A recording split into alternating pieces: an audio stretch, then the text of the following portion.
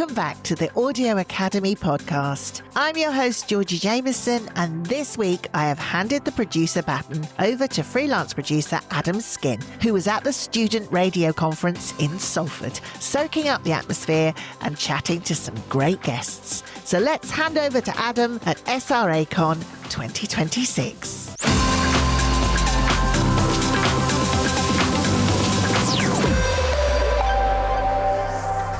Hello and welcome to Salford for the Student Radio Conference 2026. Hundreds of students from across the UK are getting together for the 3-day event, and over this episode we're going to try and give you a flavour for what happened at this year's conference. And it's fair to say there was quite a bit of excitement. I'm really excited to meet people in the industry and learn from their experiences and everything. I'm really excited for the Amplifier Awards. Yeah. Hopefully we'll win some, yeah. We had a radio station we've been to quite a lot for amplifiers. It's the first time I've been, so I'm kind of going into it just with an open mind to see what kind of there is, to be fair, just to learn as much as I can. I'm excited for all of them, but I think there's a particular social media one, which I'm really looking forward to. But yeah, I think I'm looking forward to the BFBS, Get a Career in Radio. It's just really exciting, really. Also Demo Factor tonight, because loads of people have submitted from YRY, so I get to go and just listen to them on a big screen and a big group of people. It's going to be really fun. The first day started with a keynote talk from Kiss's Nick Bright. You know, so many people question whether radio still has a space in the media landscape, whether it's dwindling, whether more people are doing this, that or the other. But you've only got to come to this conference every year to see how interested and how engaged the students are. So the next generation of people that are going to work in this amazing industry, they're here. I love how inquisitive people are and how interested people are, you know, how hungry everybody is. It makes me remember my time in student radio and realise how old I am. What student station were you at? So I went to Westminster University, which was Smoke Radio.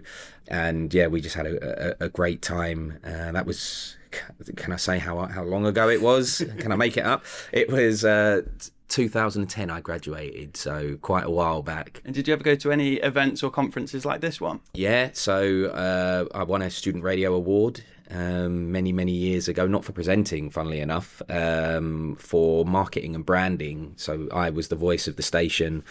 And we that year won Best Marketing and Branding. I think it might have been the first year it was at the Indigo 2 in the O2. I mean, that is really aging it. The year before it was in a place called the Connaught Rooms in London. But yeah, it was at the Indigo 2 and we got to go on stage and Fern Cotton was hosting the awards. It was all very cool. And yeah, I went to a studio radio conference, and one of the things I always tell people that are involved in student radio is try and get to these things, try and get to the student radio conference, try and get to the student radio awards if you can, because that's where you'll meet, people who have got, actual ties in the industry who might potentially be able to give you a job. Love that. And obviously you've made the jump to Kiss earlier this year. Yeah. How have you found it? How's it all going? Yeah, I mean, so far so good. Firstly, nobody's paying me to say this. Everybody is so nice. They're really cool. And I'm somebody that's always wanting to learn more, skills. And Trevor Nelson said to me, sorry to name drop a big name in radio, but Trevor said to me, who was one of my radio heroes and still is, he said, we never know everything. Even him, he's been in the industry since Kiss was a pirate radio station, and then he stayed with the station. It went legit, and then he went to Radio 1. He's obviously been there for many years, One Extra, Radio 2.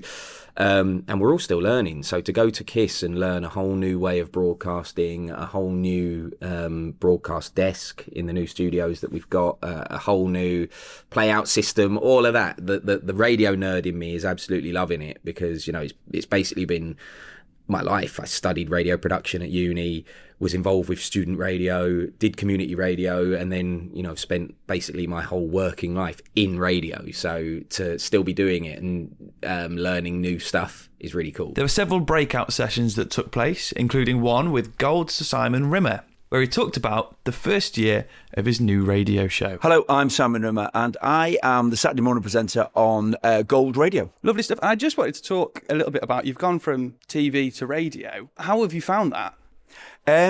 It's a very different medium, but very exciting. I was brought up on radio, so I've always been a really, really big fan of radio. When I got invited to present, then it was a yes sort of straight away, really. I want to kind of actually pass my audition. I think radio feels more intimate. When you present on telly, obviously you have the visual there straight away, so you almost don't have to create a landscape or create an atmosphere because it's there, everybody can see it. Whereas on radio, I think you very much have to kind of create your own little environment, your own sort of community, really, which is what we sort of tried to do on the show. Are there any things that you found quite challenging making the move over to radio? Well, I was very much determined that I wanted to run the desk. I didn't want to be somebody that sat there and was just given a cue by the producer.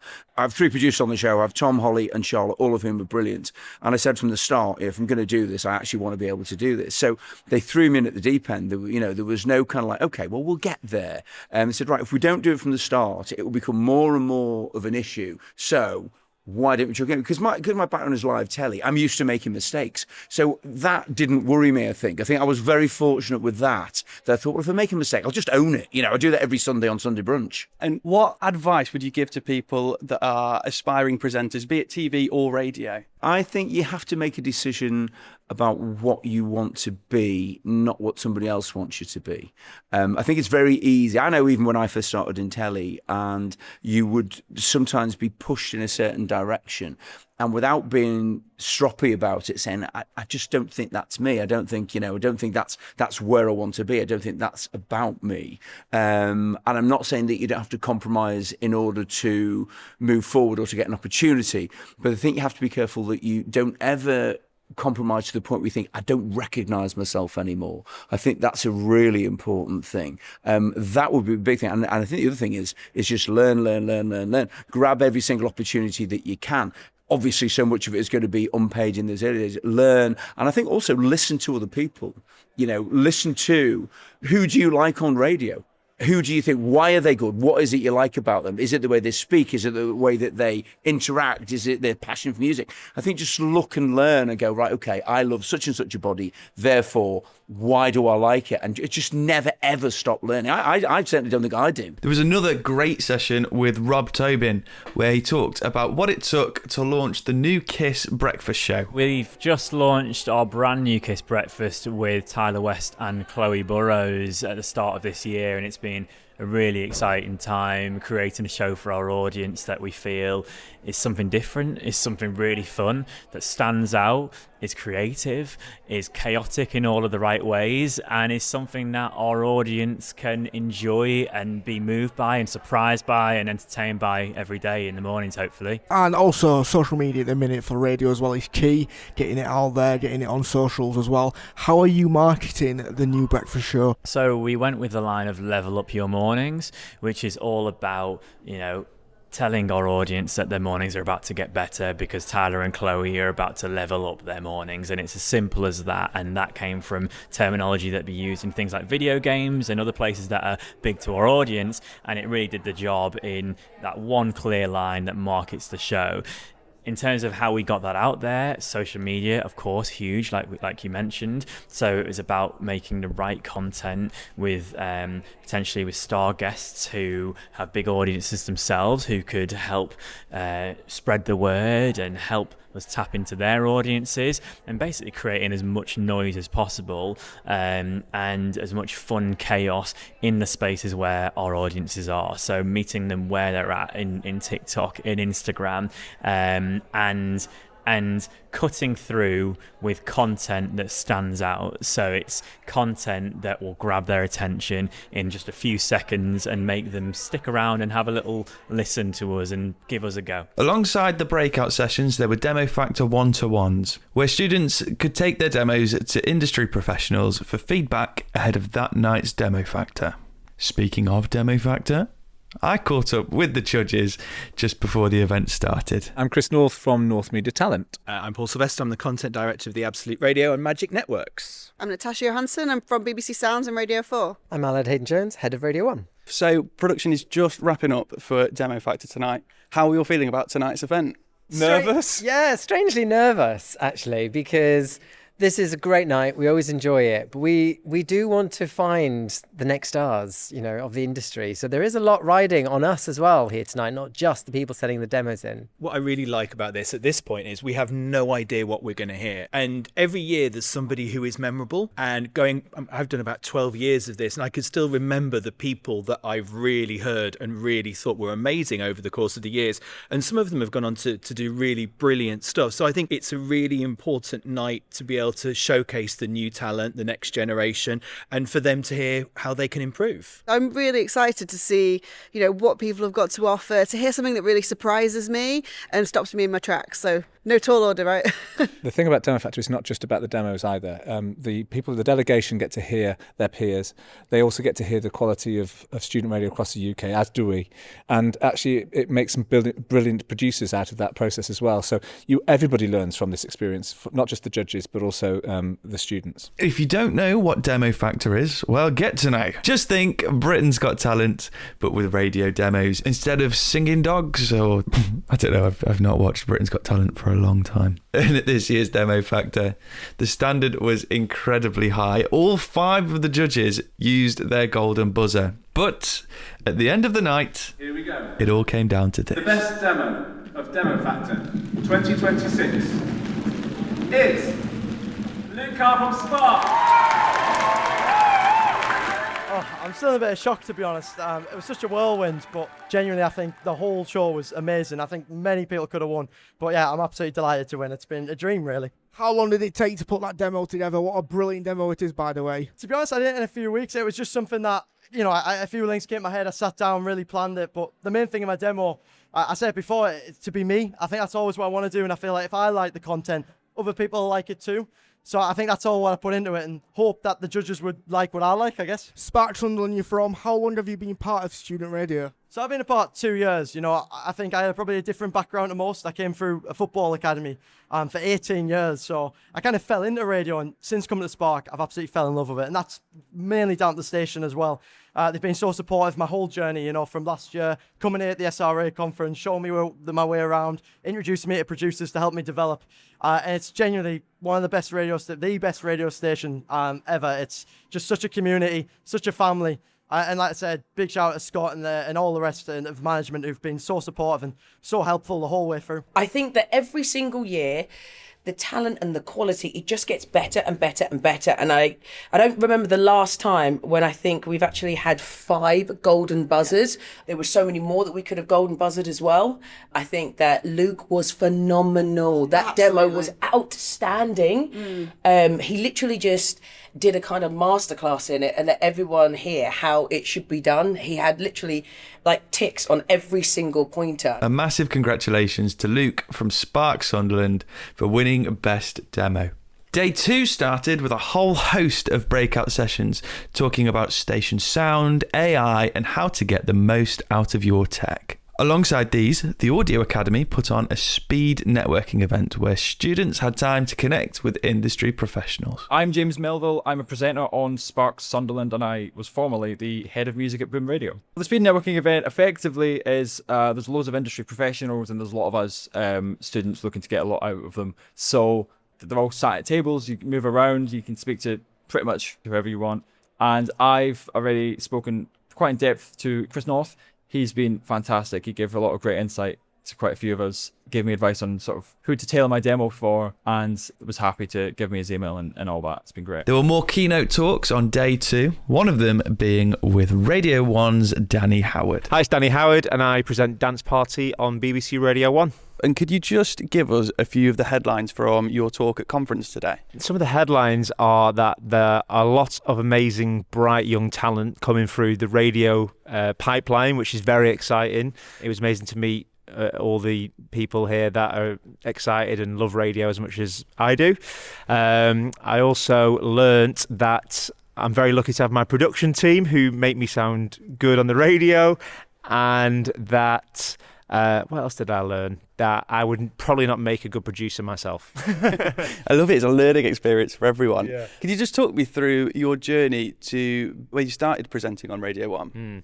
I was kind of thrust into it out of the wilderness. I was a DJ in Blackpool, Manchester, Liverpool, just sort of locally And then after I won the DJ competition on Radio 1, like a couple of demos later, they decided to bring back dance anthems because dance music was making a real resurgence in the mainstream. And they had the Friday night shows, but they were more specialist, but they needed something that was more mainstream leaning to a wider audience. So they wanted to bring that show back, and they just thought I was the right person to do it. It was definitely right time, right place for me. What was it, 14 years later, I'm still here. And we're at the Student Radio Conference. Yeah. What advice would you give to budding radio presenters and DJs as well? I don't want to sound cliche, but you just never know when something's going to click or an opportunity is going to present itself. So all you can literally do is what is in your control, and that is making sure you're doing shows weekly or monthly, however much you can commit, but as much as you can, making sure you've got a presence on social media. Even if people aren't liking your content, just keep posting reels, keep posting TikToks, and you never know when one might just go, and it could be, the way you start building your following, and just making sure that there's substance there, that when you do get an opportunity, you're able to grab it with both hands and prove that you're the real deal, really. Give yourself the best shot. Day 2 ended with the Amplify Awards, hosted by Nicola Lashley and Tom Watts from Capital. And massive congratulations to everyone who won an award. It was a great night. And a bit of housekeeping. The Student Radio Awards have been announced. They will be held at Indigo at the O2 on November 24th. Entries are now open, so head to the SRA socials to find out more. Day 3 of conference took place in Media City, which had some brilliant breakout sessions about social media, freelancing and radio around the world. And there was a great keynote all about being a radio presenter in 2026. Hello, I'm Stephanie Hirst from Hits Radio and Greatest Hits Radio. Tell us about your talk today. What's been going on? We were talking about resilience, socials and versatility, because I think all those three things are really important if you want to make it as a broadcaster in the industry. You've got to be resilient.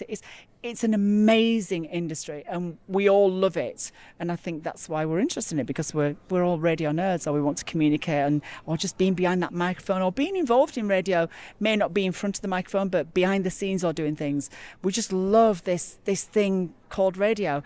But it's a tough industry, so you've got to be resilient. Sometimes you're going to get no's, you're going to get knockbacks, and you've got to be able to dust yourself down and pick yourself up and crack on. Socials, really important, as we all know that, but more of us are starting to sometimes put our phones away, aren't we, a little bit, because it's just a noise. But that algorithm that changes every 6 weeks, but it's trying to stand out, and it's so difficult. But we played a load of examples. Joel Mitchell, who I was sharing the stage with as well, he played loads of stuff from BBC Manchester and Radio 1, and me at Hits and Greatest Hits Radio. And also it's just trying to just cram all that in a 45-minute session is... it was really good. And as a sort of veteran of the radio industry and SRA Con, it's better than old, isn't it? It's better than old. But technically I am old. I'm getting older. How's this year's conference? Being here today, the energy in the room has just been brilliant. And I always love, I've come to so many student radio conferences over the years, whether it was in, Cardiff, Swansea, here in Manchester before, or Leeds, or been all over the place. It's just the energy in the room. And I just love being around the next generation, because you guys inspire me, because we've all got to inspire each other, haven't we? And like I said to everyone, you've got my 2 words are believe, achieve, because if you believe it, you can achieve it. And by belief, it makes you get up. It makes you, when you get those no's, you get those knockbacks, that is when you break through.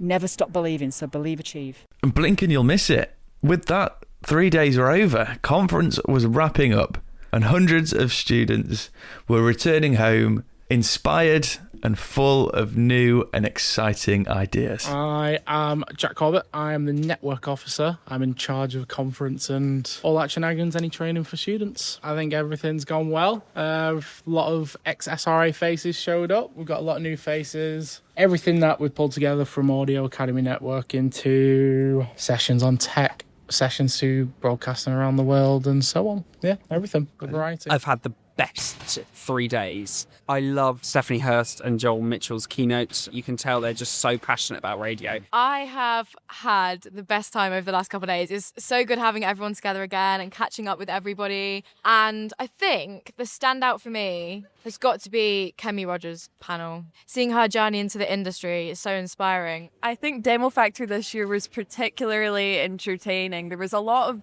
different demos, a lot of people doing different styles of radio. Conference will return next year in 2027. Sounds like a pretty cool film sequel.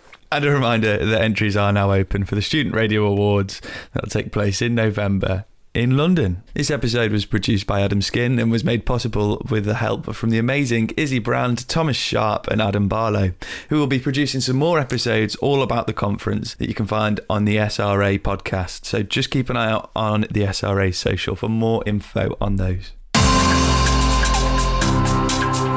A big thank you to Adam Skinn at SRA Con 2026 for this week's podcast. If you'd like to know more about the Student Radio Association, then go to their website, studentradio.org.uk. Our next Foot in the Door event is in Liverpool on the 5th of May. More guest speakers are being announced all the time, so check out our website where you can also book tickets at audioacademy.org.uk. Tonight, Wednesday, 22nd of April, is our ARIA's nominations party at Spotify. You can live stream the event on our YouTube channel. Again, go to our website and you'll see the link on our homepage. And next week, the podcast will be coming from our ARIA's nominations night, where I'll be getting instant reactions as the nominations are announced. I'll see you next week.